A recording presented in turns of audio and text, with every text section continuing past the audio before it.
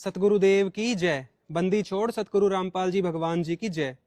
दोस्तों, जैसा कि आपको पता है कि तत्वदर्शी संत रामपाल जी महाराज जी का प्रचार अपने देश में ही नहीं बल्कि विदेशों में भी पूरे जोर शोर से चल रहा है और लगभग 50 देशों में आज संत रामपाल जी महाराज जी का ज्ञान जा चुका है, क्योंकि उनकी जो पुस्तकें हैं ज्ञान गंगा, जीने की राह, वो लगभग जो विश्व की सबसे हाई लेवल की लैंग्वेजेस हैं, विश्व की सारी जो चिर परिचित भाषाएं हैं, उन सब में प्रकाशित किया जा रहा है। इसीलिए उनका ज्ञान सब लोग समझ रहे हैं और उनसे जुड़ रहे हैं। फिर भी कुछ लोग ऐसे हैं जो अंधभक्त अभी भी बने बैठे हैं, जिन्हें शास्त्रों का कोई ज्ञान नहीं है और संत रामपाल जी महाराज जी के विरोध में वो अंधे हो चुके हैं। वो अपने नकली धर्मगुरुओं के ज्ञान के आधार पर संत रामपाल जी महाराज जी के ज्ञान का विरोध करना चाहते हैं। आपको दिखाते हैं उनकी पुस्तक ज्ञान गंगा। ये पुस्तक कहीं ना कहीं आपने जरूर देखी होगी और करोड़ों लोगों के घरों में ये ऑलरेडी पहुंच चुकी है। तो आपको एक दिखाते हैं वीडियो। पहले बिहार से ये वीडियो हमारे पास पहुंचा है। एक बार ये वीडियो देखिए किस प्रकार से ये लोग अनजाने में संत रामपाल जी महाराज जी का विरोध कर रहे थे। देखिए वीडियो। पेज नंबर 34 ये तुलसी माता के बारे में गलत लिखा हुआ। पेज नंबर 34 में तुलसी माता के बारे में गलत लिखा हुआ। पेज नंबर 34 के बारे में हिंदू में के लिए ये गलत शब्द का प्रयोग किया गया। सनातन धर्म का बोले प्रचार कर रहे हैं और तुलसी माता के बारे में इसमें आप गलत शब्द लिखे। हटाइए सब, हटाइए। ये लोग बहुत गलत कर रहे हैं।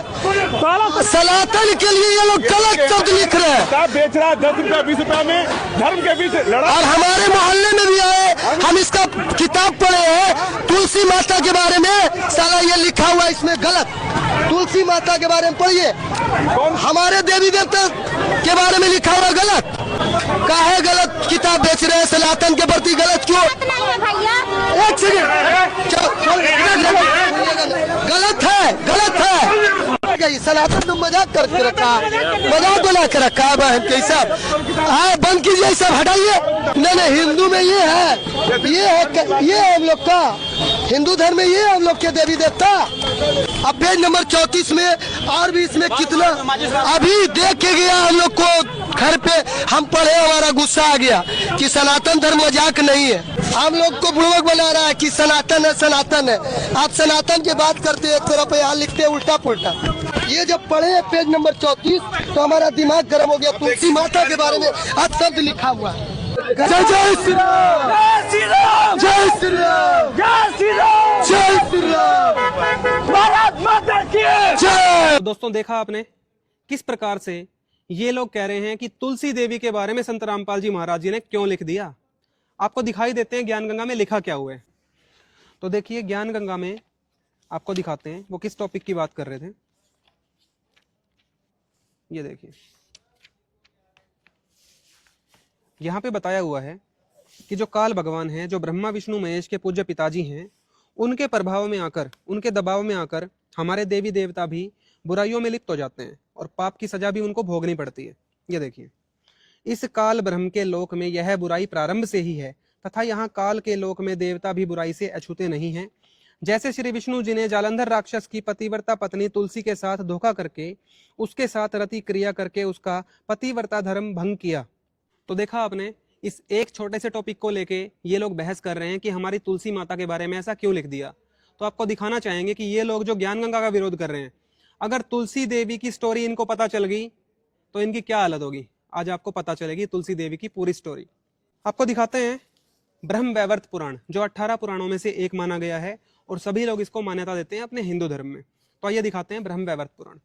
तो देखिए, यह है ब्रह्म वैवर्त पुराण, पूर्व भाग है। ये 2 भाग में छकता है, उत्तर भाग और पूर्व भाग होते हैं, 2 भाग होते हैं। तो ये देखिए, इसमें ब्रह्म खंड, प्रकृति खंड और गणपति खंड तीनों दिए हुए हैं। इसके अनुवादक हैं तारिणीश झा, बाबूराम उपाध्याय। ये हिंदी साहित्य सम्मेलन प्रयाग से। अन्य डिटेल्स इसकी, ये पूर्व भाग है, वही सारी डिटेल्स हैं। और ये देख लीजिए, ये पूरा दिया हुआ है इसका। और जिसको और भी डिटेल्स चाहिए वो ये रही। इसमें आप आएंगे 15वें अध्याय के अंदर। ये देखिए, तुलसी के प्रादुर्भाव का प्रसंग, कि तुलसी देवी की उत्पत्ति कैसे हुई थी। देखिए, श्री नारायण बोले, राजा धर्मध्वज की पत्नी जो माधवी नाम से प्रख्यात थी, गंधमादन पर्वत पर राजा के साथ अति अनुराग से विलास करती थी। ये राजा धर्मध्वज और माधवी नाम की जो हैं, ये माता पिता हैं तुलसी देवी के। आगे देखिए क्या होता है। वहां रति के उपयुक्त शैया बनाकर वह परम रसिका रमणी रत्न कामुकी रसिकेश्वर पति के साथ रमण करने में जुटी रहती थी। ये उनकी माता के बारे में है कि वो अपने पति के साथ रमण कर रही थी। वे दोनों रति क्रीड़ा विशेषज्ञ रति से विरत होने का नाम ही नहीं लेते थे। वे दोनों थकते नहीं थे इस काम से। उन दोनों को रति करते हुए देव वर्ष के हिसाब से 100 वर्ष बीत गए, 100 दिव्य वर्ष बीत गए, परंतु वे रति से रुक नहीं रहे थे। किंतु इन्हें इसका ज्ञान न रहा कि कब दिन बीते और कब रात। तब राजा के हृदय में विवेक का प्रादुर्भाव हुआ और वे रति क्रीड़ा से अलग हो गए। पर वह सुंदरी कामू की रानी अभी तृप्त नहीं हुई थी। ये जो उनकी माता जी हैं देवी जी की, तुलसी देवी की, वो तृप्त नहीं हुई इतने दिनों तक इस काम के बाद भी। फिर भी उस सती ने दिव्य 100 वर्षों का गर्भ धारण कर लिया, गर्भ धारण हो गया और उसके बाद सुंदरी कन्या को जन्म दे दिया। वो कन्या कैसी थी? वह सदा 16 वर्ष की किशोरी जान पड़ती थी। स्त्री और पुरुष उसे देखकर किसी के साथ तुलना करने में असमर्थ हो जाते थे। अतएव विद्वान पुरुषों ने उसका नाम तुलसी रखा। तो उनका नाम तुलसी रखा। ये माता पिता की कथा होगी, ये होगी तुलसी देवी की शुरू। अभी तो आप आगे देखोगे तो तुलसी देवी के पूर्व जन्म की कथा भी आपके सामने आएगी, देखना। वह तप करने के लिए बद्रिकाश्रम चली गई वो लड़की। मेरे स्वामी पति नारायण हो ऐसा संकल्प कर उसने 1 लाख दिव्य वर्षों तक वहां तप किया। वो क्यों तप कर रही थी? कि नारायण अर्थात वो कृष्ण जी विष्णु जी को पति रूप में चाहती थी। भगवान की और मोक्ष की इनकी कोई इच्छा नहीं थी। वो तप करने गई थी, देख लीजिए। ग्रीष्म ऋतु में पंचाग्नि सेवन करके, जाड़ों के दिनों में जल में रहकर, मतलब गर्मी के दिनों में तो वो अग्नि जला के तपस्या करती थी और जाड़ों में जल में रह के, और वर्षा काल में खुले मैदान में आसन लगाकर दिन रात वृष्टि की धारा का वेग सहन करती हुई उस सुंदरी ने तप किया।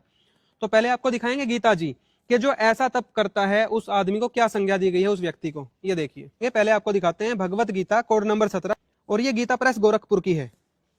इसमें आते हैं 17वें अध्याय के श्लोक नंबर 5 में। अर्जुन, जो मनुष्य शास्त्र विधि से रहित केवल मनः कल्पित घोर तप को तपते हैं, दंभ और अहंकार से युक्त हैं, वो दंभ और अहंकार तो आ ही जाता है तपस्वी में, कामना आसक्ति और बल के अभिमान से भी युक्त हैं। कामना तो इसमें थी देवी में। अब इन आदमियों को क्या संज्ञा दी है जो ऐसे काम करते हैं? वो शरीर रूप से स्थित भूत समुदाय को, जो हमारे शरीर में देवी देवता निवास करते हैं उनको, और अंतःकरण में स्थित परमात्मा को भी क्रश करने वाले हैं। ये देवी देवताओं को और परमात्मा को दुखी करने वाले हैं ये लोग। उन अज्ञानियों को देखो, अज्ञानी बताए हैं, कोई ज्ञान नहीं है इनको धर्म का और परमात्मा का। आसुर स्वभाव वाले जान, ये राक्षस प्रवृत्ति है जो ऐसा तप करते हैं। तो तुलसी देवी को हम देवी तो कह रहे हैं, पर कार्य जो इनके शुरू हुए जन्म के बाद वो राक्षस प्रवृत्ति वाले बताए हैं गीता जी में। आगे दिखाएंगे अब आपको। तो देखिए, सेम वही ब्रह्मवैवर्त पुराण पूर्व भाग है। इसमें वहीं आगे हम पेज नंबर 301 पे पहुंच चुके हैं। वो तप कर रही थी देवी, निर्लक्ष्य होकर एक पैर पर खड़ी हो वह तपस्या करती रही। उसका कोई खास लक्ष्य नहीं था, सिर्फ वो पति प्राप्त करना चाहती थी, और वो भी विष्णु जी को। उसे देखकर ब्रह्मा जी बद्रिका आश्रम में पधारे। ब्रह्मा जी आ गए। अब वो बोले, जो कुछ चाहो मांग लो। पेज नंबर 302 पे आ गया अब तुलसी जी बोली, हे तात, हे पिताजी, आप सर्वज्ञाता हैं, अतः आपके सामने मुझे लज्जा किस बात की हो सकती है। अब इसका मतलब साफ है कि वो ब्रह्मा जी को सच्चाई बता रही है, पर एक्चुअल में कोई शर्म की बात है, क्योंकि वो भगवान की प्राप्ति के लिए नहीं, पति की प्राप्ति के लिए तप कर रही थी। तो यहाँ लज्जा शब्द ही नहीं आना चाहिए था अगर ये काम बिल्कुल सही होता तो। वो कह भी रही है इस बात को, मैं पहले गोलोक में तुलसी नाम की गोपी थी। अब आ रही है भाइयों इनकी देवी जी की पिछले जन्म की कथा। ये गोलोक में थी, जिसको कि बहुत सारे धर्मगुरु हैं, प्रेमानंद जी जैसे, वो कहते हैं कि गोलोक ही परम धाम है। अब आपको परम धाम की एक ऐसी कथा सुनाएंगे, आपको पता चल जाएगा असलियत। तुलसी नाम की गोपी थी और भगवान कृष्ण की प्रिया प्रेमिका थी, सेविका थी, उनका अंश एवं उनकी प्रिय सखी थी। एक बार रास मंडल में भगवान गोविंद के साथ, कृष्ण जी के साथ क्रीड़ा में अत्यंत आसक्त होने के कारण मुझे तृप्ति होने से पहले ही मूर्छा आ गई। पति पत्नी व्यवहार कर रही थी कृष्ण जी के साथ उनकी प्रेमिका के रूप में, और तृप्त नहीं हो रही थी उनसे। ये लिखा हुआ है भाई, देखो, मुझे तृप्ति नहीं हुई थी। उसी बीच रासेश्वरी राधा ने वहां आकर देख लिया। राधा जी ने इन दोनों को पकड़ लिया, जिससे रुष्ट होकर उन्होंने गोविंद को फटकार बताई। पहले तो कृष्ण जी को धमकाया राधा जी ने। अब आप देख लो, भगवान को कोई धमका सकता है? और ये काम ही ऐसे हैं भाई, क्या कहें। और मुझे शाप दिया कि तुम मनुष्य के यहाँ उत्पन्न हो। उसको मनुष्य होने का श्राप दे दिया, अर्थात मृत्यु भी कर दी और मनुष्य होने का श्राप भी दिया तुलसी देवी को गोलोक में राधा जी ने। राधिका देवी के भय से मैंने शरीर त्याग कर इस पृथ्वी पर जन्म ग्रहण कर लिया। ठीक है भाई, हो गई थी मृत्यु, जन्म भी हो गया। मैं इस समय नारायण भगवान को, जो कांत, शांत और सुंदर शरीर वाले हैं, मैं चाहती हूं उनको मुझे यह वरदान देने की कृपा करें। ये भगवान जी को, इनको विष्णु जी को पति बनाने के लिए तपस्या कर रही थी, इनको मोक्ष प्राप्ति की और भगवान की कोई इच्छा नहीं थी वास्तव में। आगे देखो, ब्रह्मा जी बोले, सुदामा नामक गोप के अति तेजस्वी अंश ने भारत में जन्म ग्रहण किया है। अब ब्रह्मा जी बोले विष्णु जी से शादी रहने दे, सुदामा से कर। अब सुदामा ये वो नहीं है जो कृष्ण जी के मित्र थे, ये सुदामा वो हैं जो गोप थे गोलोक में। इनकी कथा आपको पता चलेगी अभी। वह राधा जी के शाप से इस समय दानव वंश में शंखचूड़ नामक प्रख्यात दानव हुआ है, वो राक्षस बन के आए हैं। वह गोलोक में तुम्हें देखकर अत्यंत कामातुर हुआ था। ये देख लीजिए, ये जो सुदामा नामक गोप है, ये कृष्ण जी का दरबान बनता था, गेट कीपर बनता था। जब वो किसी अपनी प्रेमिका को अंदर लेके जाते थे क्रीड़ा करने के लिए, रमण करने के लिए, तो ये गेट कीपर बनता था वहां पे कि कोई प्रवेश ना कर जाए। और ये गेट कीपर कृष्ण जी का मुख्य पार्षद, ये कृष्ण जी की प्रेमिका से प्रेम करता था, और किस हिसाब से, कामातुर होकर। ये देखो, तुम्हें देखकर अत्यंत कामातुर हुआ था, किंतु राधिका के प्रभाववश नियम का उल्लंघन करने में असमर्थ रहा। तो कृष्ण जी के प्रभाववश उनसे डर के ये उल्लंघन नहीं कर पाता था, मन ही मन ये उनकी प्रेमिका को चाहता था, तुलसी देवी को।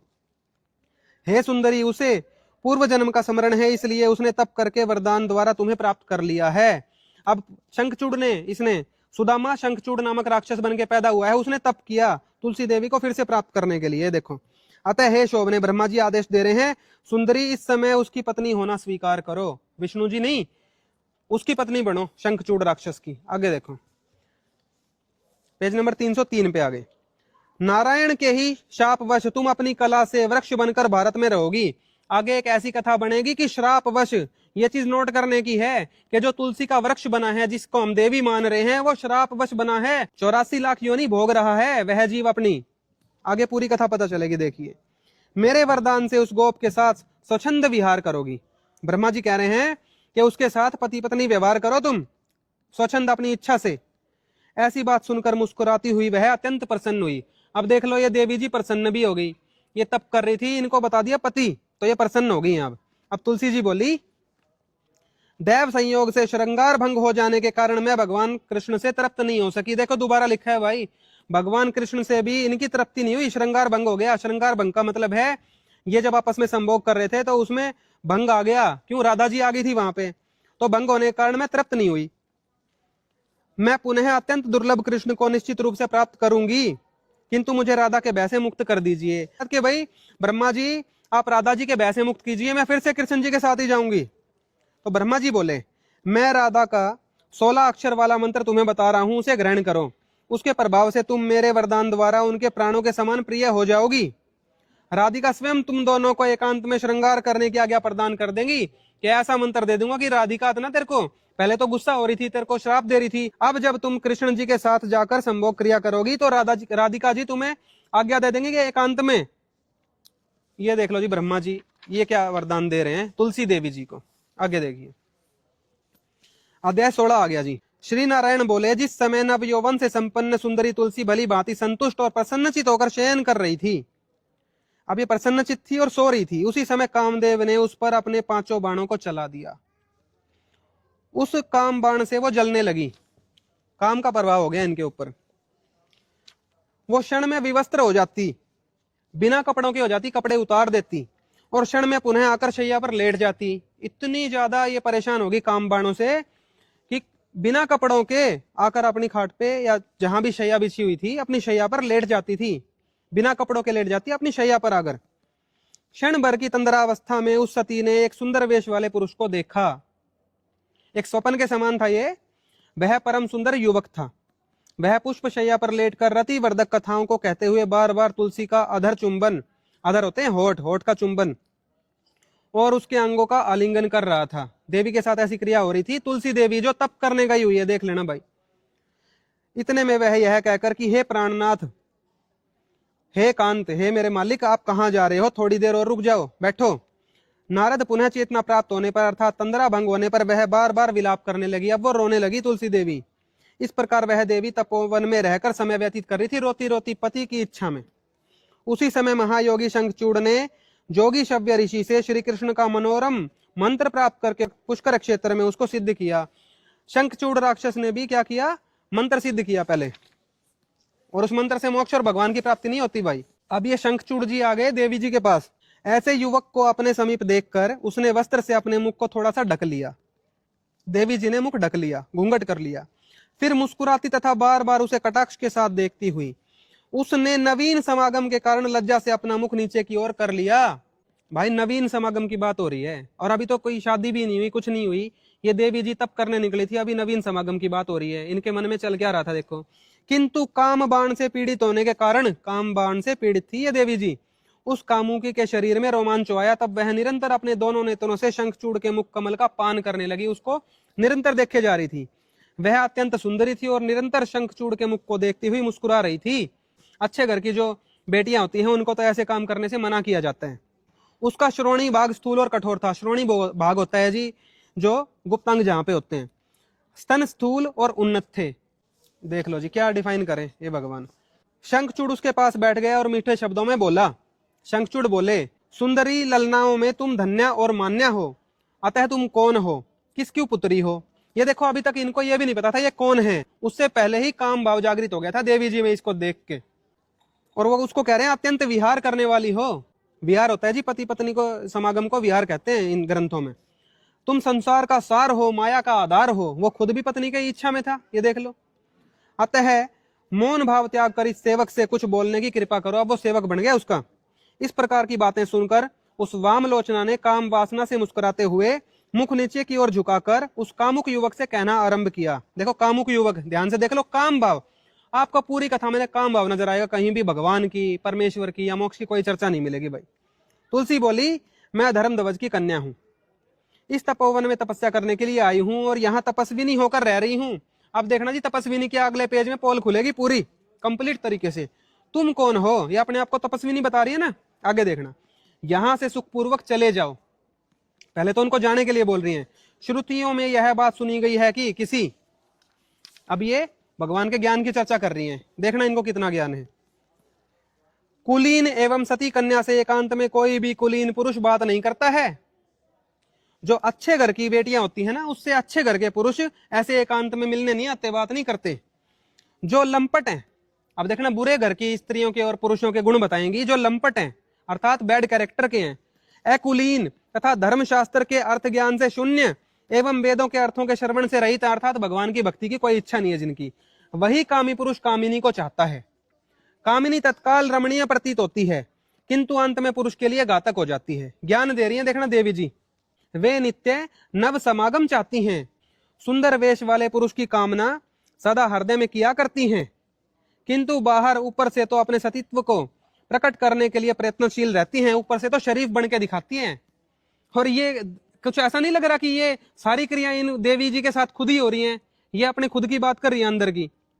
देखना आगे, स्त्रियां सदा काम युक्त, रमणीय, कामाधार तथा मनोहर होती हैं और अपने भीतर मैथुन की लालसा रखकर ऊपर से उसे छिपाए रहती हैं। देवी जी अपने मन की बात कह रही हैं और कह रही हैं गलत घरों की बेटियों की ऐसे हाल होते हैं, और बता रही है अपनी कथा। देखना, इसी तरह वे ऊपर से बड़ी लज्जाशील बनी रहती हैं पर एकांत में कांत को ग्रास कर लेती हैं। कह रहे पुरुष मिल जाए ना तो काट खाती हैं उसको। इस भांति वे अत्यंत मानिनी स्त्रियां मैथुन यानी रति क्रिया में कमी होने पर कोप की मूर्ति बन जाती हैं। ढंग से समागम ना हो तो गुस्सा आ जाता है। ये देखना भाई, इस पूरी तुलसी देवी की कथा में आपको भगवान की और मोक्ष की कोई चर्चा नहीं मिलने वाली, काम कथा ही मिलेगी पूरी। अत्यंत संभोग करने से वे प्रसन्न रहती हैं और स्वल्प मैथुन करने से दुखी हो जाती हैं। अगर कोई अच्छा पति मिल जाए जो काफी देर तक इनके साथ ये काम करे तो ये खुश रहती हैं, और कोई कम समय तक अगर करे इनके साथ ये काम तो ये दुखी होती हैं। ये देखना इनके ज्ञान है या इनका देवी जी का। रति करने वाले पुरुष से वह पुत्र से भी अधिक स्नेह करती हैं। कहते हैं ना माता अपने पुत्र से सबसे ज्यादा प्यार करती है। कह रही है अगर कोई ढंग से रति करने वाला, काम भाव को इनके शांत करने वाला कोई पुरुष मिल जाए तो उससे सबसे ज्यादा प्यार करती हैं। ये बता रही है, गलत घर की स्त्रियों के गुण बता रही हैं देवी जी, और ये गुण इनमें भी विद्यमान दिख रहे हैं भाई। जैसा कि आपने पीछे पढ़ा, रति दक्ष पुरुष उन्हें प्राणों से अधिक प्रिय होता है। मैथुन करने में असमर्थ या वृद्ध पुरुष को वे शत्रु समझती हैं। मोक्ष की इच्छा करने वाले पुरुषों के लिए यह विष का काम करती है, अतः मोक्ष बिलासी व्यक्ति उसे देखना भी नहीं चाहते। नारद शंखचूड़ से इस प्रकार कहकर तुलसी चुप हो गई। देख लिया भाई, कितने अच्छे ये गुण बताए हैं बुरे घर की बेटियों के, और ये इनमें से ये जो गुण हैं ये तो विद्यमान देवी में खुद ही दिख रहे हैं। ये बता रही थी ना पीछे मेरी ऐसी ऐसी इच्छा है, और जैसे ही ये शंखचूड़ जी आए थे तो क्या कह रही थी, तो मन में क्या चल रहा था, नव समागम का इनके मन में चल रहा था। पढ़ा था आपने अभी पीछे पिछले पेज पे।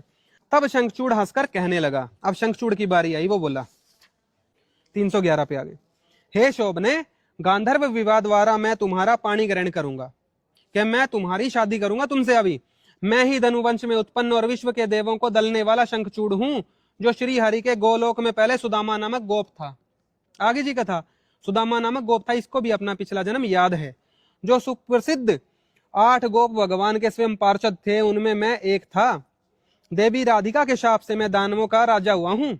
भगवान श्री कृष्ण के मंत्र के प्रभाव से मुझे पिछले जन्म का स्मरण है, और तुम्हें भी पूर्व जन्म का स्मरण है ही, क्योंकि तुम भी पूर्व जन्म में श्री कृष्ण के पास रहने वाली तुलसी थी। आगे जी बात कि कृष्ण जी की प्रेमिका थी ये तुलसी जी। अब ये बताएगा अपनी मन की बात। इस समय राधिका के कोप के कारण तुम्हारा जन्म भारत भूमि पर हुआ है। उस समय वहां गोलोक में मैं तुम्हारे संभोग का बड़ा इच्छुक था। देखो जी, मन की बात खोल के बता दी शंखचूड़ जी ने, सुदामा गोप ने, जो श्राप के कारण अभी पृथ्वी पे आया था। और ये पिछले जन्म की बता रहा है, गोलोक की। गोलोक में ये काम हो रहे थे। कृष्ण जी की प्रेमिका, पत्नी तो वहां राधा जी को बता रहे हैं, पर ये प्रेमिका थी। उस समय वहां गोलोक में मैं तुम्हारे संभोग का बड़ा इच्छुक था। ये दरबान खड़ा रहता है जब कृष्ण जी अंदर जाते हैं ना अपनी प्रेमिका को लेके क्रिया करने के लिए, क्रीड़ा करने के लिए, तो ये बाहर पहरा देता था। और ये कह रहा मैं भी उनकी प्रेमिका के संभोग का बड़ा इच्छुक था। ये देख लो जी तुलसी जी का, पर राधा के भय के कारण मैं उसे पूरा ना कर सका।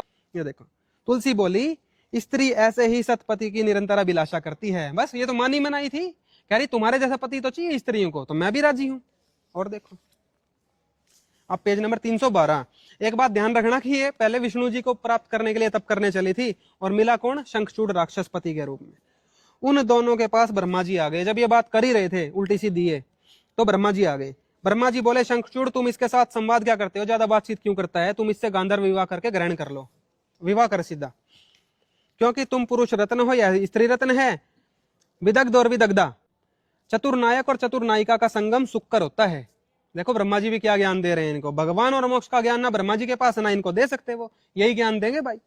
आगे देखो, शंखचूड़ में तुम्हारा अटल प्रेम हो और उसकी सौभाग्यवती अति प्रेयसी बनो। सुंदरी, इस सुंदर युवक के साथ प्रत्येक स्थान में इच्छा अनुसार निरंतर विहार करो, निरंतर संभोग करते रहो तुम। ये ब्रह्मा जी ने ज्ञान दिया है जिनको। दानव शंखचूड़ ने गांधर्व विवाह द्वारा उसका पाणी ग्रहण किया, शादी होगी। उसने अपने मनोहर वास भवन में अपने घर ले गया, उस रमणी के साथ रमण किया।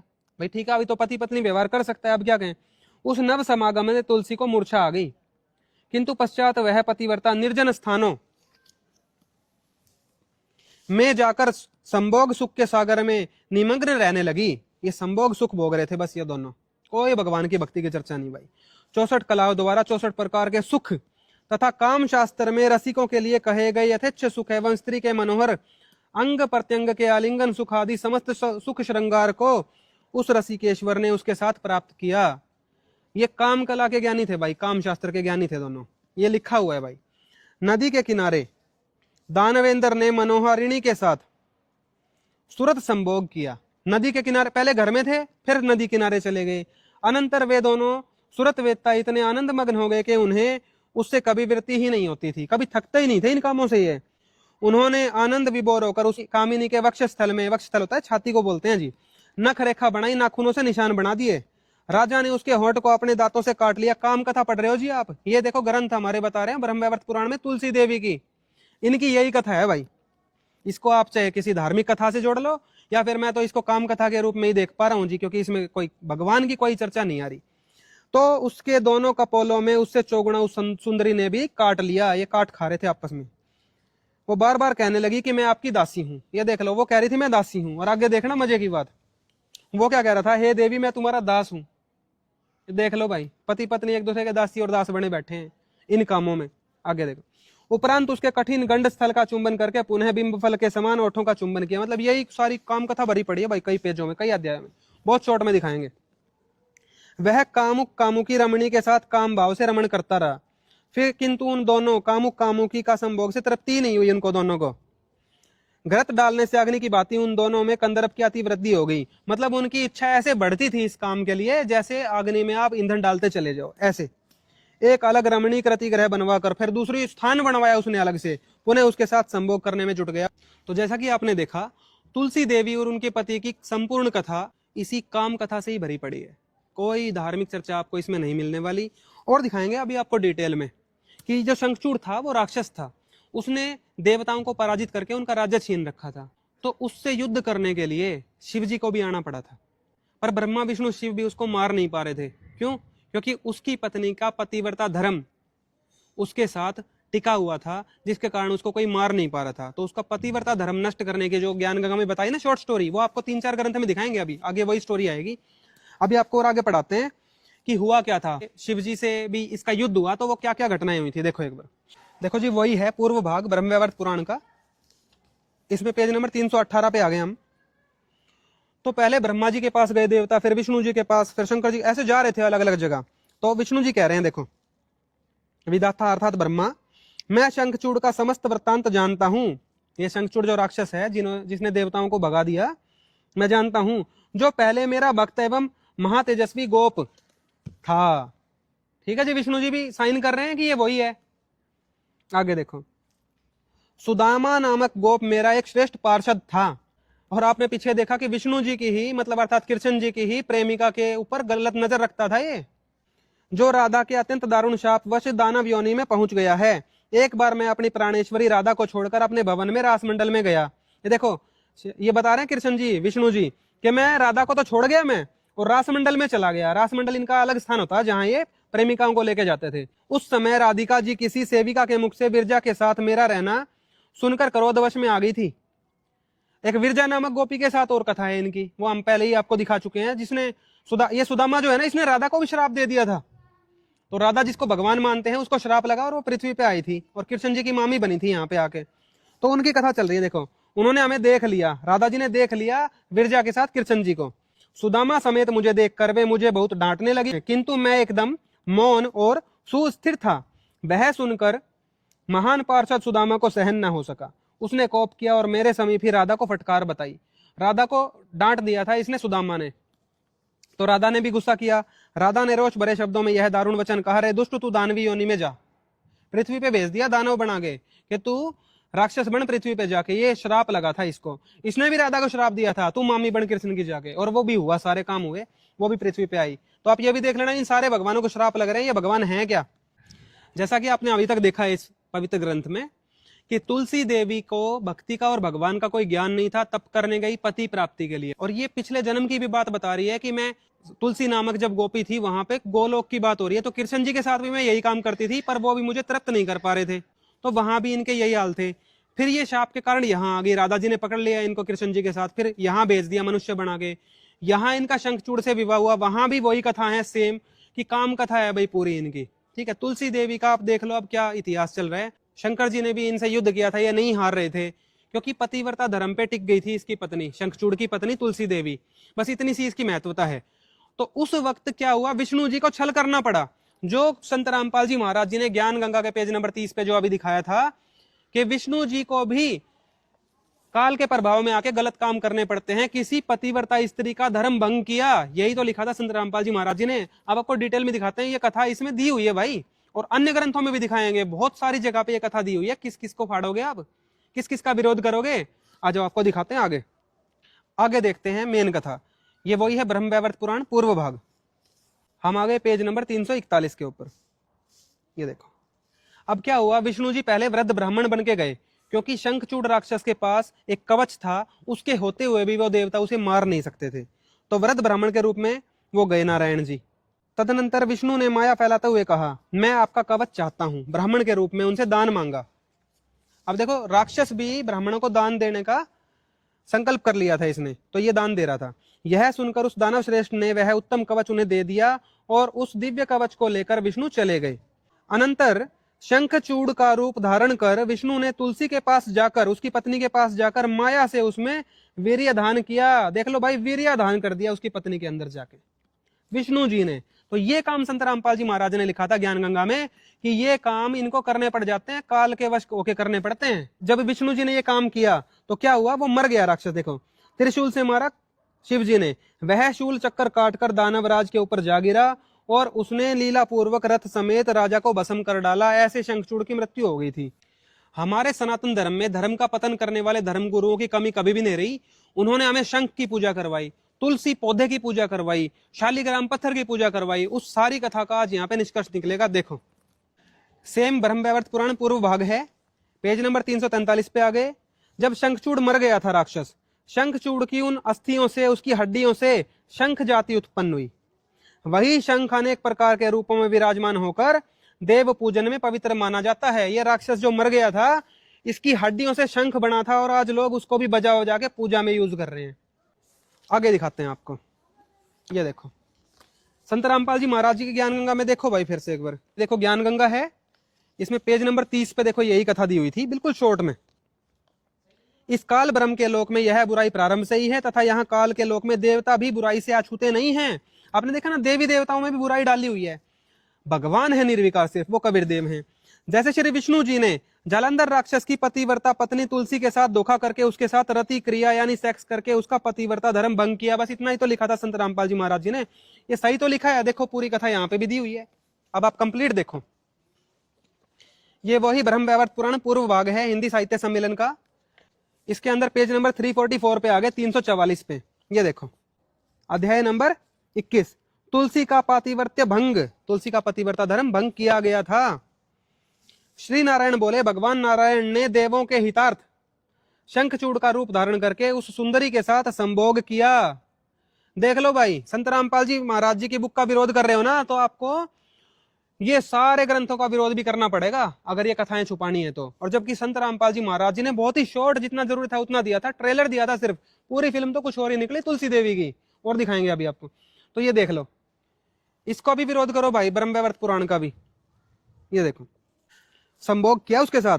विष्णु कपट के द्वारा, देख कपट के द्वारा शंखचूड़ से कवच लिया पहले और उसका रूप धारण करके तुलसी के भवन में पहुंचे उसकी पत्नी के पास, और तुलसी के द्वार पर उन्होंने नगाड़ा बजवाया।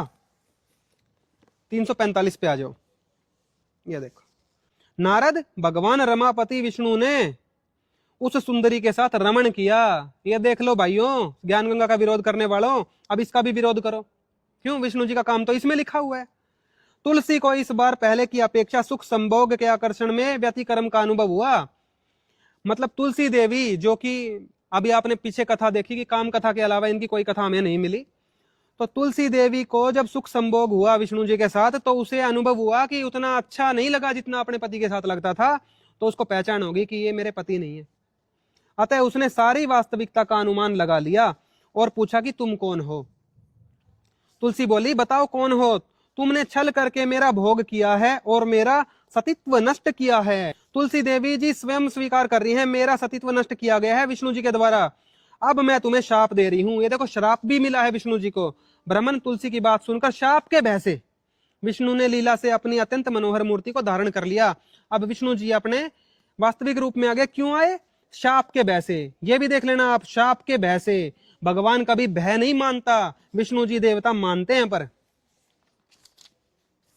और देखो जी, 346 पे आ गए। तुलसी ने कहा, नाथ तुम में दया नहीं है, तुम पत्थर के समान कठोर हो।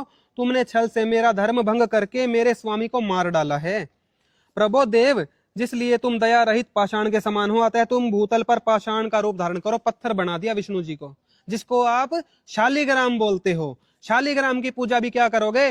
वो श्रापित विष्णु जी का ही एक रूप माना गया है। श्रापित विष्णु जी की पूजा शालिग्राम रूप में करवा रहे हैं। देखो, नकली धर्मगुरुओं ने। और ये कथा नहीं बताई वो पत्थर के बने क्यों, क्योंकि किसी स्त्री के साथ गलत काम किया गया था। ये देखो, श्री भगवान बोले, तुम्हारे केश समूह पुण्यात्मक वृक्ष होंगे। ये तुलसी देवी के बालों से ये वृक्ष बने। इसको श्राप लगाए। ये देखो, विष्णु जी श्राप दे रहे हैं वृक्ष बनने का। जो वृक्ष योनि है वो 84 लाख योनियों में मानी जाती है। 84 लाख योनियों का कष्ट भोग रही एक देवी। आप देवी कह रहे हो, पर इनके काम देख के तो भाई पता नहीं अब क्या कहें। तुलसी के केश से, उसके बालों से उत्पन्न होने के कारण उस वृक्ष का नाम तुलसी होगा। ये देखो, विष्णु जी ने श्राप दिया है इनको। क्यों? इन्होंने विष्णु जी को श्राप दिया तुम पत्थर बनो, विष्णु जी ने इसको श्राप दे दिया तुम वृक्ष बनो। ये श्रापित देवी देवताओं की भक्ति पे लगाया हुआ है इन्होंने, नकली धर्मगुरुओं ने हमें। संत रामपाल जी महाराज आदि सनातनी भक्ति करवाना चाहते हैं, उनका ये नकली विरोध करवाते हैं जनता से। क्यों? जनता को कुछ पता ही नहीं है। अब जनता जब ये कथा पढ़ेगी तो उनको कैसा लगेगा, और दिखाते हैं आपको। हे तुलसी, तुम वृक्षों की अधिष्ठात्री देवी होकर निरामय गोलोक में भगवान श्री कृष्ण के साथ एकांत में नित्य क्रीड़ा करोगी। अब कृष्ण जी के साथ एकांत में प्रेमिका रूप में वो जो क्रीड़ा करती थी, उसके फलस्वरूप तो उनको ये जन्म प्राप्त हुआ था, और आगे भी उनको वही लोभ दिया जा रहा है कि तुम यही काम करोगी ऊपर जाके भी। मतलब काम कथा से न्यारी कोई चीज नहीं है तुलसी जी की कथा में।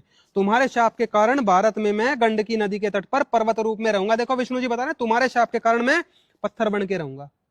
और देख लो भाई, पेज नंबर 351 पे आ गया। अब शालिग्राम, तुलसी और शंख। शालिग्राम कौन? श्रापित विष्णु जी पत्थर रूप में जो हो गए थे। तुलसी कौन? वो श्रापित देवी तुलसी देवी जो शंखचूड़ की पत्नी थी, उसको श्राप दिया, उसको पेड़ बनाया गया, 84 लाख योनि भोगवाई गई। और शंख, शंख क्या? उस शंखचूड़ राक्षस के हड्डियों से जो बना था, जिसने देवताओं को पराजित कर दिया था, देवताओं को दुखी कर रखा था, उसकी हड्डियों से बने शंख को हम इन तीनों चीजों को क्या करते हैं, इन्हें एकत्र रख कर जो इन तुलसी पत्र आदि की रक्षा करता है वह महाज्ञानी और श्री हरि का प्रिय पात्र होता है। भाई हम तो संत रामपाल जी महाराज जी के शिष्य आदि सनातनी भक्ति को ही स्वीकार करेंगे। ये इस तरीके से हमें प्रसन्न नहीं करना इन देवताओं को। आगे देखो, विष्णु जी बता रहे हैं ये जो पुरुष जिस स्त्री में एक बार भी वीर्याधान कर देता है उसके लिए उसका वियोग परस्पर दुखदायी होता है। ये शंखचूड़ की और तुलसी की बात कर रहे हैं, और अपनी और तुलसी की भी बात कर रहे हैं। तुम तो एक मनवंतर तक शंखचूड़ की प्रेयसी बनकर पत्नी बनकर रही हो, इसलिए शंख के साथ तुम्हारा वियोग करना केवल तुम्हें दुख देना है। ये हो गया जी ब्रह्मवैवर्त पुराण की कथा। तो जैसा कि आपने देखा कि तुलसी जी के श्राप से विष्णु जी शालिग्राम पत्थर बन गए, विष्णु जी के श्राप से वो पौधा बन गई तुलसी रूप में जिसे आप मानते हो। और जो शंख की पूजा करवाई जा रही है वो क्या है? वो शंखचूड़ नामक राक्षस की हड्डियों के चूरे से शंख उत्पन्न हो गया था, उसको बजा के और पूजा कर रहे हैं। तो इस प्रकार की सनातनी पूजाओं के पतन करवा के हमसे पूजाएं करवाएगी, हमें मोक्ष साधन से हमेशा दूर रखा गया है। और इस पूरी कथा में काम के अलावा कुछ नहीं था, ये पूरी काम कथा थी भाई। संत रामपाल जी महाराज कहते हैं कि भाई नेक विचार रखो, वह पतिव्रता धर्म पे रहो। यहाँ ना तो विष्णु जी पतिव्रता धर्म पे नजर आते हैं, ना गोलोक में कृष्ण जी पतिव्रता धर्म पे नजर आ रहे हैं। और जो ये तुलसी देवी हैं उनको भी पतिव्रता कैसे कहें? गोलोक में ये किसी और के पति, राधा जी के पति कृष्ण जी के साथ ऐसे काम कर रही थी जिसके कारण श्रापित हुई, यहाँ भी श्रापित होगी। ऐसी श्रापित देवी जिसकी काम के अलावा कोई कथा ही हमारे पास मौजूद नहीं है, उसको पूजा करवा रहे हैं हमसे ये नकली धर्मगुरु। तो भाइयों, संत रामपाल जी महाराज जी की ज्ञान गंगा पुस्तक को ध्यान से पढ़ लो एक बार। इसमें आपके मोक्ष के साधन के बारे में लिखा हुआ है। ये जो कथा आपको 1 घंटे में बताई जा रही है ना अभी, ये कथा उसमें 1 लाइन में लिखी हुई है, क्योंकि संत रामपाल जी महाराज नहीं चाहते कि काम कथाओं का प्रचार हो समाज में, पर हमारी मजबूरी बन गई है। ये संत रामपाल जी महाराज जी का ही विरोध करते हैं, कहते हैं इन्होंने लिखा है ये। भाई संत रामपाल जी महाराज जी ने कुछ नहीं लिखा, ये तो ब्रह्मवैवर्त पुराण का इसमें रेफरेंस दिया हुआ है, छोटा सा 1 लाइन के अंदर। आपने कथा पढ़ी? पूरी काम कथा है। और देखिए संत रामपाल जी महाराज किस प्रकार से इस तरह की वृक्षों की पूजा करके जो सनातन धर्म का पतन किया गया है उसके बारे में क्या बताते हैं, देखिए उनके विचार। अपनात्माओं, हमने इस परमेश्वर का ज्ञान ना होने से अन्य सभी को भगवान मान लिया, एक कबीर जी को छोड़कर। और परमात्मा को परमात्मा माने बिना हम वो लाभ भगवान वाला नहीं ले सकते। जैसे बबूल के पेड़ को हमने आम जानकर बो रखा था, या किसी ने कैर बोल रखा है, किसी ने झाड़ बो रखा है, या अन्य कोई पौधा पेड़ लगा रखा है जो आम नहीं है, तो आम का लाभ नहीं प्राप्त कर सकते। हमने सभी को भगवान मान लिया, हनुमान जी को भी भगवान मान लिया, खाटू श्याम को भी भगवान मान लिया। हमने कितने कोई बाबा मर गया उसके ऊपर कोई कब्र बना रखी है, मंदिर मंडी बना रखी है, उसको भगवान मान लिया। और अपने आप 4 ईंट कहीं लगा करके उसके माथा टेकन लग गए। और फिर अन्य साधनाएं क्या बता रखी हैं, परमात्मा याद दिलाते हैं, आप पे लीपे, आप पे पोते, आप पे बनावे ओई, और उस पे बुढ़िया फिर पोते मांगे, देखा कल कहाँ खोई। ओई माता के व्रत ये पूजा करते हैं माई, एक आप बनाओगे, एक औरत की शकल सी बना लेंगे। आजकल तो बड़ी बनाए चित्र ले आवे की कहते हैं, पहले आप बनाया करते नो, चित्र से बना के एक औरत की घाघरा परा देते और उसको हाथ लगा देते नो, बूढ़े बूढ़े हैं। और उसके सामने फिर बुढ़िया हाथ जोड़ के नो कहे, ए हुई माता मैंने पोता जी है मेरे घर में छोकरा ही है, नो कहा आप लिपे आप पोते, उस स्थान को मड प्लास्टर से लिपया करती। और आप बनाई हुई वह माता भी आप कंस्ट्रक्ट करी, और फिर उस पर अपने बढ़ाई हुई बहनों का तो मेरी सुरक्षा करिए, उसमें पोते मांगे। नो क्या कल कहां से खोई? परमात्मा कहते हैं जाटी पूजे पीपल पूजे और सिर तुलसा के हो, और दूध पूत में खैर राखिए नो पूजू हो तो ओ तेरा गजब भैया। नो क्या जांडी पूजे पीपल पूजे और तुलसी ने पूजे, और इनका आगे हाथ जोड़ के नो के हमारे दूध और पूत की सुरक्षा करियो, या अपनी सुरक्षा तो कर लियो, ये पीपल और ये तुलसा इन बकरा खा जा। तो परमात्मा कहे हमने ये भी भगवान मान लिए और भगवान को भगवान मानना नहीं है, तेरा गजब भैया। हम परमात्मा को साक्षात खड़े को भी नहीं पहचान पाते, हम इतने अबोध बन जाते हैं। अब क्या बताते हैं भगवान कबीर परमेश्वर जी, मैं रोवत हूं सृष्टि को, ये सृष्टि रोवे मोहे, कहे कबीर हमरे वियोग को समझ ना सकता कोई, गोता मारूं स्वर्ग में जा बैठूं पाताले, कहे कबीर ढूंढता फिरूं मैं अपने हीरे मोती लाल। तुम हीरे और मोती लाल हो उस परमात्मा के पुण्यात्माओं, आप जी को ढूंढ रहे हैं परमेश्वर। तो भाई ये 84 लाख योनि में पड़ा हुआ एक वृक्ष जो तुलसी नाम से विख्यात है, इसमें औषधीय गुण है, हम भी इसको प्रयोग करते हैं, कोई दिक्कत नहीं है उसमें। पर अगर आप भगवान बना के इसको पूजोगे तो सारी गलती है भाई, सनातनी नहीं रहोगे, फिर आप सनातन के विरोधी हो गए हो, सनातन के विरोध में जा रहे हो, आप है सनातन विरोधी। तो भगवान को छोड़ के, कबीर देव को छोड़ के, जिनकी भक्ति वेदों में गीता में बताई हुई है, उसको छोड़ के आप इन पेड़ों की पूजा में लग गए। तो भाई संत रामपाल जी महाराज आपको जगाने के लिए जेल तक चले गए, और कितना दुखी करोगे परमात्मा को। संत रामपाल जी महाराज नहीं कर रहे ये काम। 1997 में संत रामपाल जी महाराज जी का मोक्ष हो चुका है, उनके रूप में उस दिन से कबीर परमेश्वर आए हुए हैं आप सबको चेताने, हमें मोक्ष प्राप्त करवाने के लिए वो इतना संघर्ष कर रहे हैं, और आप उन्हीं का विरोध कर रहे हो। भाई महापाप के भागी बनोगे। बिना अपने धर्म ग्रंथों से कोई भी ज्ञान जाने आप संत रामपाल जी महाराज जी का विरोध मत करो। एक बार अपने धर्म ग्रंथों को खोलकर तो देख लो, आपको पता चल जाएगा कि संत रामपाल जी महाराज जी के अलावा जितने भी धर्मगुरु आज तक आपको ज्ञान देते आए, वो ज्ञान नहीं, आपको अज्ञान परोस रहे थे। वो आपसे ये पेड़ पुजवा रहे थे, आपसे पशु भी पुजवाते थे, आपको गोबर खिला देते हैं, आपको मूत्र पिला देते हैं। ये भक्ति है क्या? ये भक्ति नहीं है भाई। 84 लाख योनियों में पड़े हुए जीवों पे आपको दया आनी चाहिए। ये वृक्ष बन गई वो देवी, उस पर दया आनी चाहिए, और हम उसकी पूजा कर रहे हैं। और भाई ऐसी देवी की जिसकी काम कथाओं के अलावा कोई चीज ही नहीं मिली। आप सोचो उसको भगवान रूप में जब आप ग्रहण करके और उसका प्रसाद ग्रहण करोगे तो आपको कैसा होगा? आपके अंदर वही भाव प्रवेश करेंगे। समाज में इतना बिगाड़ आ रखा है आज, कलयुग पूरा अपने चरम सीमा पे। क्यों? क्योंकि आप इस तरह की पूजाएं कर रहे हो। जिन देवियों की कथाओं में, देवताओं की कथाओं में काम के अलावा कुछ नहीं मिला, उनकी पूजा में आपको लगा दिया गया है। और तुलसी देवी की कथा इस बात को बिल्कुल प्रमाणित कर रही है कि आप सनातन धर्म से विमुख हो रहे हो। सेम कथा देवी भागवत महापुराण में भी दी हुई है। देखिए प्रमाण, ये देखिए देवी भागवत महापुराण 1898 कोड है, गीता प्रेस की है। इसके द्वितीय खंड में देखिए आप, सेम कथा देखिए, वही वाली। भगवान नारायण ने कौन सा रूप धारण कर तुलसी में वीर्य दान किया था, उसे मुझे बताइए, नारद जी पूछ रहे हैं। और देखो वही कथा है, पूरी पढ़ के भी नहीं दिखाएंगे, ये देख लो।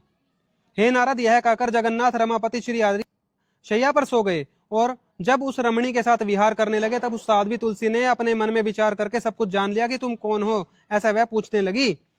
और ये देख लो, भगवान श्री हरि ने शाप के भय से लीला पूर्वक अपना मनोहर विष्णु रूप धारण कर लिया। तुलसी बोली, आप पाषाण सदृश हो, आप में दया नहीं है, आप इसी समय लोक में पाषाण रूप हो जाएं, पत्थर बनने का श्राप दिया।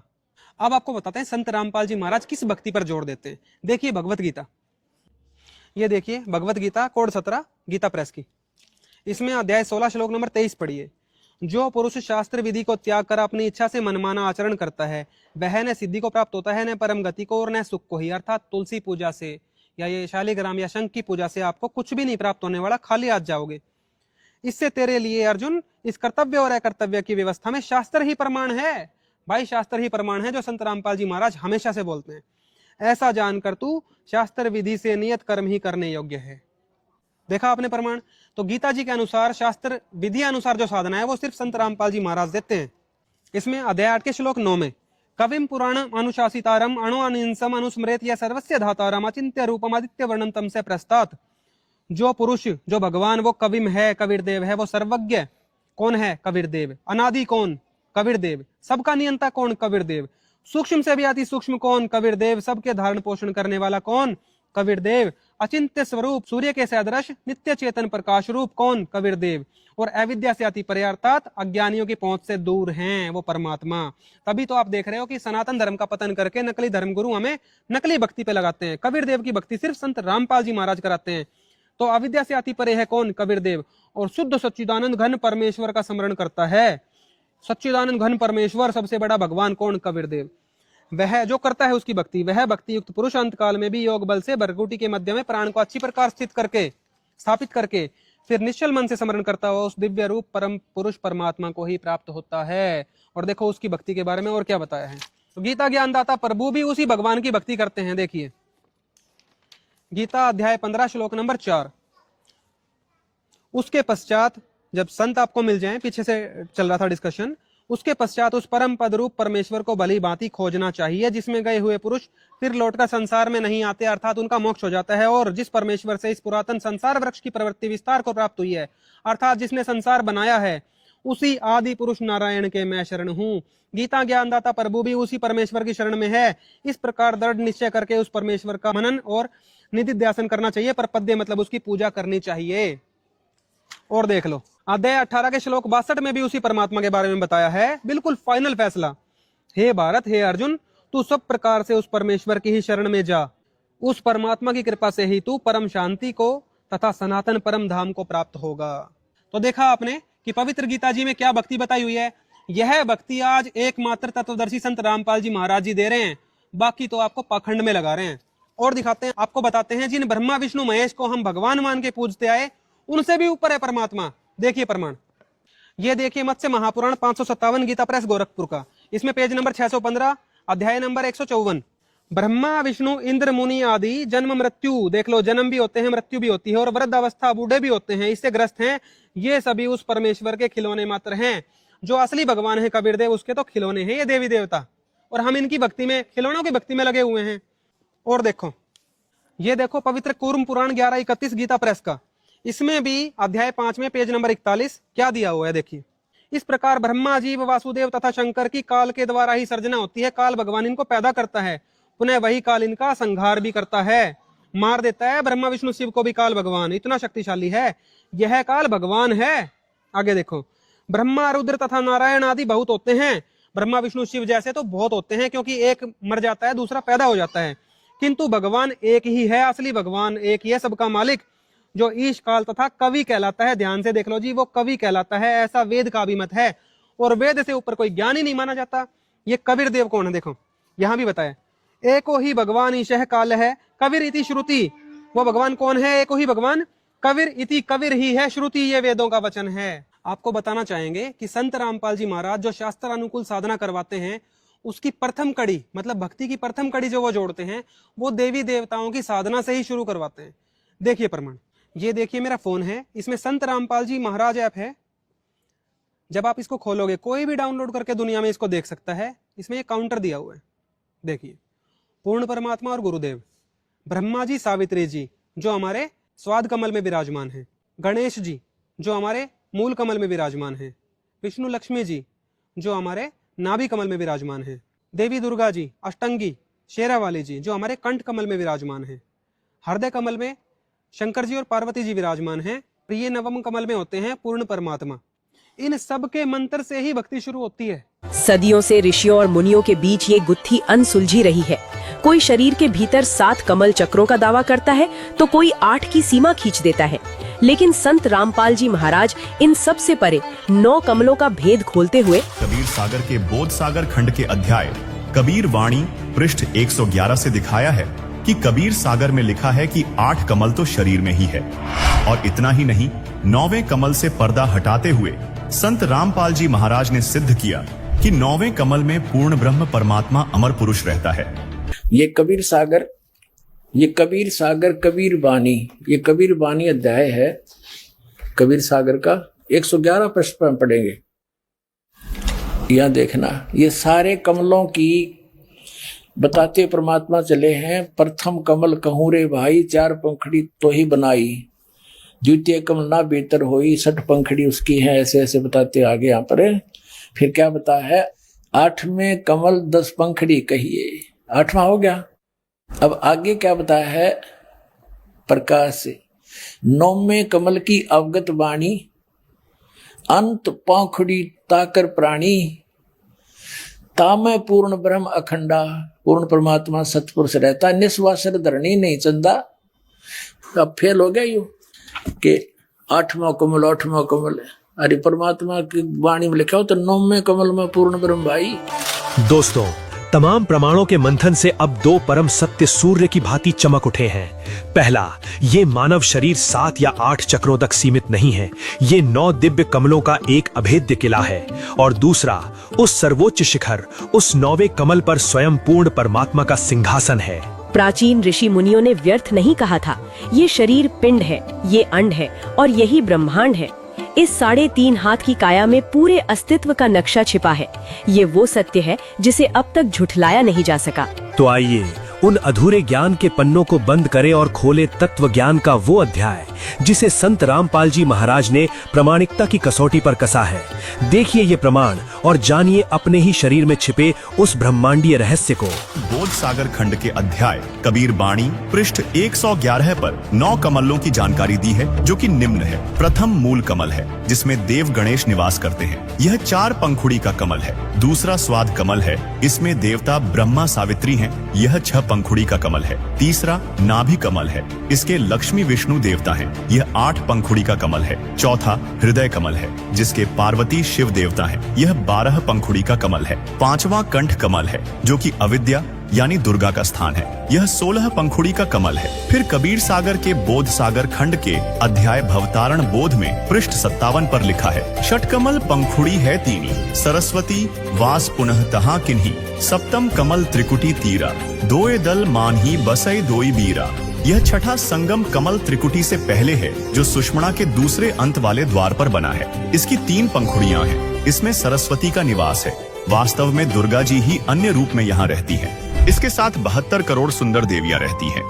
इसकी 3 पंखुड़ियां हैं। इन तीनों में से एक पंखुड़ी में सरस्वती तथा 72 करोड़ देवियां, जो ऊपर जाने वाले भक्तों को आकर्षित करके उनको अपने जाल में फंसाती हैं। दूसरी पंखुड़ी में काल अन्य रूप में रहता है। मन रूप में काल का निवास है तथा करोड़ों युवा देव रहते हैं, जो भक्त मतियों को आकर्षित करके काल के जाल में फंसाते हैं। तीसरी पंखुड़ी में परमेश्वर जी हैं, जो अपने भक्तों को सतर्क करते हैं, जिससे सद्गुरु के भक्त उन सुंदर परियों के मोह में नहीं फंसते। 7वां त्रिकुटी कमल है, जिसकी काली तथा सफेद 2 पंखुड़ियां हैं। काली में काल का सद्गुरु रूप में निवास है तथा सफेद में सतपुरुष का सद्गुरु रूप में निवास है। 8वां कमल यानी अष्ट कमल, जिसे सहस्र कमल भी कहते हैं, जिसमें काल ने 1000 ज्योति जगाई है, जो ब्रह्मलोक में है। इसको संहस्र कमल कहते हैं। इसकी 1000 पंखुड़ी ही है, जो छोटी स्थान पर होता है। ये सभी कमल चक्र मानव शरीर में स्थित रीढ़ की हड्डी के अंदर की ओर बने होते हैं। यह सिर में जो छोटी स्थान है, उसको ब्रह्मांड कहा जाता है। जैसे कई ऋषियों की लीला में लिखा है कि वे ब्रह्मांड फोड़कर निकल गए। इनके सिर में तालू के ऊपर और छोटी स्थान के बीच में निशान बन जाता है। शरीर त्याग जाते हैं। वे शून्य में भ्रमण करते रहते हैं। वे ओम अक्षर का जाप तथा हठ योग करके यह गति प्राप्त करते हैं। महाप्रलय में नष्ट हो जाते हैं, फिर जीव रूप में जन्मते हैं। इस सिर के ऊपर के भाग को ब्रह्मांड कहते हैं। यह 8वां कमल ब्रह्मांड में इस प्रकार कहा है। इस कमल में काल निरंजन ने धोखा कर रखा है। केवल ज्योति दिखाई देती है, जो प्रत्येक पंखुड़ी में जगमगाती है। उस कमल में परमात्मा कबीर जी भी गुप्त रूप में निवास करते हैं। 9वां कमल मीनी सतलोक में है। कबीर सागर में कबीर बाणी अध्याय के पृष्ठ 111 पर 9वें कमल का वर्णन है। 9वें कमल की अनंत यानी असंख्य पंखुड़ी हैं, जहां पूर्ण ब्रह्म सतपुरुष का निवास है। तो दोस्तों, प्रमाणों की इस अदालत में ये सिद्ध हो चुका है, शरीर 7 या 8 कमलों का साधारण ढांचा नहीं, बल्कि 9 कमलों का एक दिव्य रहस्य है। संत रामपाल जी महाराज स्पष्ट बताते हैं कि जिस प्रकार से आपको अन्य ऊंची क्लासों में पढ़ने के लिए, कॉलेज में जाने के लिए, कोर्स करने के लिए आपको प्राइमरी भी पढ़नी जरूरी है, इसी प्रकार से इन देवी देवताओं के मंत्रों से ही साधना करके शुरुआत होती है भक्ति की, और मोक्ष की साधना करके पूर्ण परमात्मा कबीर देव की प्राप्ति होती है। यही असली आदि सनातनी भक्ति है जो संत रामपाल जी महाराज करवाते हैं। बात रही इन तुलसी देवी और शालिग्राम आदि की, वो आपको डिटेल में कथा हम दिखा चुके हैं, और ये सब शास्त्र विरुद्ध होने के कारण व्यर्थ कहे गए हैं। संत रामपाल जी महाराज बताते हैं कि मनुष्य जन्म जो हमें मिला है वो मिला है पूर्ण परमात्मा की और मोक्ष की प्राप्ति के लिए। अगर आपका मोक्ष नहीं होता है तो मनुष्य जीवन को विफल माना गया है, और जिन देवी देवताओं की भक्ति करके हम मोक्ष को सफल मान रहे थे उनका तो खुद भी मोक्ष नहीं हुआ। आपको प्रमाण दिए हमने पुराणों से, गीता में भी आपको दिखाते हैं। देखिए गीता प्रेस गोरखपुर की है, 17 कोड है, अध्याय 4 श्लोक नंबर 5। यहाँ पे गीता ज्ञानदाता प्रभु जो ब्रह्म काल हैं वो खुद भी कह रहे हैं मैं मोक्ष में नहीं हूं, मैं भी मोक्ष प्राप्त नहीं हूं। देखो, बहुनी में व्यतीतानि जन्मानि तव च अर्जुन तानि अहम वेद सर्वाणि न त्वम वेद परंतप। हे परंतप अर्जुन, मेरे और तेरे बहुत से जन्म हो चुके हैं, उन सबको तू नहीं जानता किंतु मैं जानता हूं, अर्थात ये भी जन्म मरण के अंदर फंसे हुए हैं। तो दोस्तों, जैसा कि आपने देखा कि संत रामपाल जी महाराज किसी भी देवी देवता का विरोध नहीं करते हैं, उन्हीं की साधना से वो भक्ति की शुरुआत करवाते हैं, और अंत तक की जो भक्ति है जो बिल्कुल फाइनल आपका मोक्ष करवाएगी वो आपको संत रामपाल जी महाराज जी के पास बिल्कुल तरतीब वाइज मिलेगी, स्टेप वाइज मिलेगी। और ये जो 2 पुस्तकें हैं जिनका वो विरोध कर रहे थे, फिर प्रार्थना करूंगा कि भाइयों ये पुस्तकें ज्ञान गंगा और गीता तेरा ज्ञान अमृत जहां भी आपको मिल जाए, ये समझ लेना परमात्मा का संदेश मिल गया, और लेके और इस हीरे को रगड़ के देखो, इसमें चमक बहुत है, आपका मोक्ष करवाएगी ये पुस्तकें। और ज्ञान गंगा पुस्तक को आप बिल्कुल अपने घर पे मुफ्त मंगवा सकते हैं।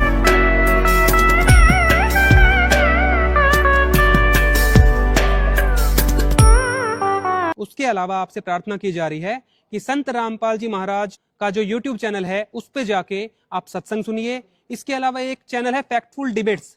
फैक्टफुल डिबेट्स पे आपको हर मामले में, हर एक टॉपिक पे डिटेल में डिबेट की वीडियो मिलेगी, और उससे आप दूध का दूध और पानी का पानी छान के देख सकते हो। तो भाई, संत रामपाल जी महाराज जी का ज्ञान जरूर समझो, अपने मोक्ष की साधना करो, मनुष्य जीवन को सफल करो, इतनी ही प्रार्थना है। सत साहिब।